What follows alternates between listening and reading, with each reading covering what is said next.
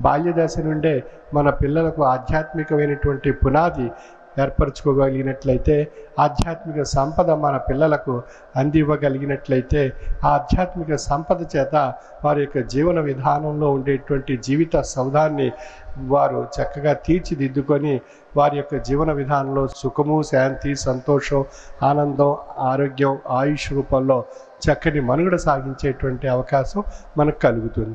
ఆ విధంగా మనం పిల్లలకు ఎన్ని సంపదలు ఇచ్చినప్పటికీ ఆధ్యాత్మిక సంపద అనేటువంటి సంపద మనం ఇవ్వలేకపోయినట్లయితే వారి యొక్క జీవన విధానం అస్తవ్యస్తం కాబడేటువంటి అవకాశం ఉంది. వాటి ద్వారా తల్లిదండ్రులుగా మనకు కూడా ఎన్నో రకాలైనటువంటి సమస్యలు ఉత్పన్నం కాబడేటువంటి అవకాశం ఉంది. మరి ఈనాడు చూస్తున్నాం, పిల్లలు మన మాట వినటం లేదు. వారికి నచ్చినటువంటి విషయాలనే వారు ఆచరిస్తున్నారు.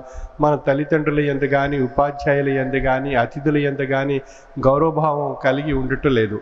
మరి ఈ విధంగా ఈ సంస్కారం కోల్పోతున్నాం అన్నట్లయితే కారణం పిల్లలకు మనం ఆధ్యాత్మిక పరమైనటువంటి విద్యలో సరైనటువంటి అవగాహన కలిగించకపోవడం చేత, తల్లిదండ్రులుగా మనం నిర్లక్ష్యం చేయడం చేత ఆ సంస్కారం పిల్లలకి తెలియబడుట లేదు.